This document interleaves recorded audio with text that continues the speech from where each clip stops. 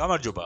ეს ისტორია საინტერესო ფაქტებია და დღეს მოგიყვებით ისტორიულ ფაქტებზე, რომლებიც დიდი ალბათობით არ გეცოდინებათ. იმედია მოგეწონებათ. თუ ჩვენი ვიდეოები მოგწონთ, დაგვილაიქეთ ეს ვიდეო, ამით ძალიან დაეხმარებით არხს განვითარებაში. ჩვენს მეტი мотивация და სტიმული გვექნება უკეთესი ვიდეოები რომ შემოგთავაზოთ. დავიწყოთ. საინტერესო წესი აქვს სამეფო ოჯახს. თუ პრინცი ჩარლი და პრინცი უილიამი ქვეყნის საზღვრებს გარეთ მიემგზავრებიან, აუცილებელია რომ მათ სხვადასხვა თვითმფრინავით იფრინონ. რადგან ავიაკატასტროფის შემთხვევაში ერთ-ერთი პრინცი მაინც გადარჩეს ცოცხალი. როლისთვის ფილმში პიანისტი ედრიენ ბროუდმა წონაში დაიკლო და ფორტეპიანოზე დაკვრაში საათობით ვარჯიშობდა. იქამდე სანამ შოპენის კომპოზიციის დაკვრა არ ისწავლა. ის იზოლირებული იყო მობილურებისა და ავტომობილებისგან. იმავდროულად მსახიობი თავის შეყვარებულსაც კი არ ნახულობდა, რათა სრულად შეეგრძნო პერსონაჟის მდგომარეობა. ნიუ-იორკელმა ახალგაზრდა ცოლ-ქმარმა აღმოაჩინა თავის საფოსტო ყუთში თეატრის 2 ბილეთი წარწერით. გამოიცანით ვისგან არის.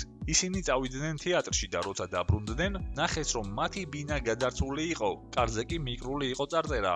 ახლა უკვე იცით ვისგან. აღსანიშნავია რომ დიდ ინგლისელ ისააკ ნიუტონს ნამდვილი ინგლისური იუმორიც ახასიათებდა. ნიუტონი წლების განმავლობაში ინგლისის პარლამენტის წევრი გახლდათ. როგორც ცნობილია იმ დროის განმავლობაში მხოლოდ ერთხელ ამოიღო ხმა. ერთ სხდომაზე ყურადღების მისაქცევად ხელი ასწია. ყველა მას მიაჩერდა. მან კი განაპირას მჯდომ დეპუტატს სთხოვა. გეთაყვა ორპირი ქარია და თუ შეიძლება ფანჯარა მიხურეთ. ედგარ ალან პოს სიბნელის ეშინოდა. პატარა ედგარს მათემატიკის გაკვეთილების სასაფლაოზე უტარდებოდა. სიღარიბის გამო მოსწავლეებს წიგნების შეძენის საშუალება არ ჰქონდათ. სასაფლაოზე კი პედაგოგის დახმარებით მიცვალებულის დაბადებისა და გარდაცვალების წლებს ანგარიშობდნენ. გალაქტიონმა თავისი ერთ-ერთი შედევრი ქება და ქება ნიკორწმინდას. ისე დაწერა რომ ნიკორწმინდა ერთხელაც არ ჰქონდა საკუთარი თვალით ნანახი. მისი მშვენების შესახებ გალაქტიონმა მხოლოდ სხვისი მონათხრობით იცოდა. ასტროლოგების თქმით, ციფრი 23 ნიკოლოზ მეორის ცხოვრებაში თამაშობდა საბედისწერო როლს. მისი დაბადების წლის ციფრთა ჯამი შედგებოდა 23-ისგან. როცა მას 23 წელი შეუსრულდა, 23 აპრილს, ტოკიოში მასზე გახორციელდა თავდასხმა. იმპერიას იგი 23 წლის განმავლობაში მართავდა, ხოლო ბოლო 23 რიცხვი კი საბედისწერო აღმოჩნდა. რომის პაპი, რომელსაც დღეს ანტიპაპადაც მოიხსენიებენ, სანამ პაპი გახდებოდა იყო მეკობრე. მას ჰყავდა საყვარელი, რომლისგანაც ეყოლა შვილი. მან არ დაიჯერა რომ თავისი შვილი იყო და შემდეგ ამ შვილის საყვარელი გახდა. ამ შვილმაც გაუჩინა შვილი, ანუ შვილიც იყო და შვილიშვილიც. არც ეს დაიჯერა პაპმა და რაუდენ გასაკვირიც არ უნდა იყოს, შვილიშვილთანაც დაამყარა ინტიმური კავშირი. ეს იყო ყველაზე სამარცხვინო პაპი ისტორიაში. იოანე 23, იგივე ბალთაზარ კოსა. ალჟირში პოლიციას ეკრძალება ავტომობილით მოძრავი ქალის გაჩერება, როგორი დანაშაულიც არ უნდა ჩაიდინოს მან მანქანით. ალბერტ აინშტაინი ვერაფრით იმახსოვრებდა საკუთარი ტელეფონის ნომერს. ეს არის საფეხმავლო ხიდი, რომელიც აკავშირებს ერთმანეთს ანაკლიასა და განმუხურს. მისი სიგრძეა 560 მეტრი და ის ყველაზე გრძელია ევროპაში. ასევე გამორჩეულია იმითაც, რომ ეს ხიდი რეკორდულად მოკლე დროში აიგო და ეს რეკორდულად მოკლე დრო გახლავთ 1 დღე. მეფე ლუი მე-14 იყო ყველაზე უცნაური მეფე მსოფლიოში. მას მხოლოდ 3ჯერ უბანავია თავის სიცოცხლეში. როცა ის გარდაიცვალა, ექიმებმა დაადგინეს, რომ ჩვეულებრივ ადამიანზე 2ჯერ დიდი კუჭი ჰქონდა. ის იყო ერთ-ერთი უმდიდრესი მეფე საფრანგეთის ისტორიაში, მაგრამ ძალიან ძუნწი. მისი 610 შადრევანი, რომელიც სასახლის ეზოს ამშვენებდა, მხოლოდ 9 საათი მუშაობდა დღეში. კალიგულა რომის იმპერატორი გახდა 25 წლის ასაკში. სასტიკი და სისხლის მოყვარე კალიგულას საყვარელი გამოთქმა იყო. ნეტავ მთელ რომაელ ხალხს ერთი თავი ედგას. מחვილის ერთი მოქნევით მოუკვეთდი და დავისვენებდი. ერთხელ იუპიტერის დიდი ქანდაკების წინ მდგარი კალიგულა შეეკითხა მის გვერდით მდგომარე მსახიობ აპელეს, რომელი უფრო დიდია, მე თუ ის? აპელესი ჩაფიქრდა, შემდეგ კი უპასუხა: რა თქმა უნდა თქვენ, კეისარო. კალიგულამ მაშინვე გასცა მსახიობის სიკვდილით დასჯის ბრძანება, იმის გამო რომ აპელესი დაფიქრდა. ეს გახლავთ მსოფლიოში პირველი ატომური ბომბი, რომელიც გამოსცადეს ნევადაში 1945 წელს.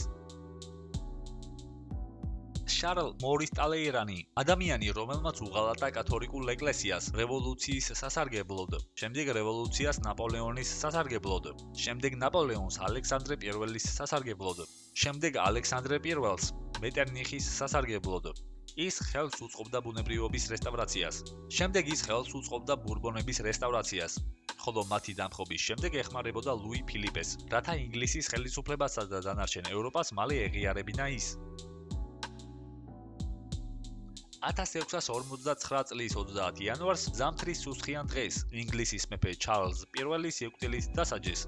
სიკვდილმის ჯილმა მოითხოვა მისთვის ჩაეცვათ 2 პერანგი, რათა სისივესგან გამოწვეული კანკალის შემდეგ ხალხს არ ეფიქრებინა სიკვდილის ეშინიაო. ჟერბერ ორიაკი 999 წელს არჩეული იყო რომის პაპად სილვესტერ მეორის სახელით და მან თავისი ძალაუფლებით განახორციელა მათემატიკის სწავლების რეფორმა. მან შემოიღო ათობით რიცხვი, თუმცა ამ სიახლემ გამოიწვია უკმაყოფილება კათოლიკურ წრეებში. მას დააბრალეს სატანასთან კავშირი და სიკვდილის შემდეგაც არ ასვენებდნენ. არაერთხელ განიზრახეს მის საფლავში ჩაიყარა გოგირდი, რათა სატანური სულები გაედევნათ მისგან. კათოლიკეები ფიქრობდნენ, რომ მხოლოდ სატანასთან მოკავშირე ადამიანს თუ მოუვიდოდა აზრად ასეთი სისტემის შექმნა. მანამ სანამ გარუჯვას კოკო შანელი შემოიტანდა მოდაში. ის არ იყო ასეთი სასურველი რამ. პირიქით, ის მიუთითებდა ადამიანის დაბალ წარმომავლობასა და მის მიერ შესრულებულ მძიმე სამუშაოზე. გულადი ვიკინგები შეშინებული იყვნენ ლაშქრობის დროს მზისგან მიღებული გარუჯვის გამო. მეცნიერები ვარაუდობენ, რომ გარუჯვა მალე გადავა მოდიდან, რადგან იგი მავნებელია ჯანმრთელობისთვის. ფილმის ნათლია თავდაპირველი ვერსიით, მოცემულ სცენაში რეჟისორს ცხენის თავის ფიტული უნდა გამოეყენებინა. თუმცა იმისთვის, რომ სიუჟეტისთვის უფრო მეტი სიმძაფრე შეეძინა, მან გადაწყვეტილება შეცვალა და ფიტულის ნაცვლად მარლის საწოლში ნამდვილი ცხენის მოკვეთილი თავი დაუდო. თანაც ისე, რომ მსახიობი ამის შესახებ არ გაუფრთხილებია. სწორედ ამიტომ არის ეს სცენა ფილმში ერთ-ერთი ყველაზე ბუნებრივად ასახული. ნაპოლეონ ბონაპარტე არ იყო ექსცენტრული ადამიანი. მიუხედავად ამისა, ის შეჰპირდა მზარეულებს, რომ ყველას თავს წააცლიდა. ვინც სადივლად ქათამს მოუმზადებდა, ნაპოლეონს ეზიზღებოდა ქათამი, რადგან საფრანგეთში სიღარიბეს ნიშნავდა. ქათამი კი იმპერატორს თავის ბავშვობას ახსენებდა. ალექსანდრე დიუმას მამა დაესწრო ალექსანდრე დიუმას შვილის პიესის პრემიერას და მხურვალი აპლოდისმენტებით დააჯილდოვა. მის გვერდით მჯდომმა თეატრალურმა კრიტიკოსმა შენიშნა: თქვენ ისე იქცევით, თითქოს თქვენ იყოთ პიესის ავტორი. უფროსმა დიუმამ სიამაყით გადახედა და უპასუხა: მე ავტორი ვარ ავტორისა. გალაქტიონი ამბობდა, რომ ერთ-ერთი მთავარი მიზეზი იმისა, რის გამოც მას გოგლა ლეონიძე გამორჩეულად უყვარდა ცისფერყანწელებიდან, იყო ის, რომ მას ჩემზე არასდროს უთქვამს ლოთიაო. უილიამ შექსპირი 1564 წლის 23 აპრილს დაიბადა და 52 წლის შემდეგ საკუთარ დაბადების დღეზე გარდაიცვალა. დედა ტერეზა, ალბანელი კათოლიკე მონაზონი, რომელმაც დააფუძნა ორგანიზაცია ქველმოქმედების მისიონერები და 1979 წელს ჰუმანიტარული საქმიანობის ნობელის პრემიის ლაურეატი გახდა. დედა ტერეზას სახელი ჰქვია ალბანეთში მსხვილ საერთაშორისო აეროპორტს. სილვესტერ სტალონეს 54 IQ აქვს. ეს მაჩვენებელი კი გონება შეზღუდულ ადამიანთა IQ-ზე ნაკლებია. პელემ თავისი კარიერის მანძილზე დაამყარა უამრავი რეკორდი. მათგან უმეტესობა დღესაც მიუღწევლად ითვლება. ერთადერთი მან ვერ შეძლო მამამისის, დონდინიოს რეკორდის გაუმჯობესება. ერთ მატჩში 5 თაური ბურთის გატანა. ყველაზე უხვად ოქრო წყალში მოიპოვება და არა ხმელეთზე. ოკეანეებში თითქმის 9 მილიონი ტონა ოქრო დაცურავს, ანუ დაახლოებით 200-ჯერ მეტი, ვიდრე კაცობრიობის ისტორიის განმავლობაში იქნა მოპოვებული ოქროს საბადოებში. და დღეისათვის სულ ეს იყო. არ დაგავიწყდეთ არხის გამოწერა და შეხვდებით შემდეგ ვიდეოში. ნახვამდის.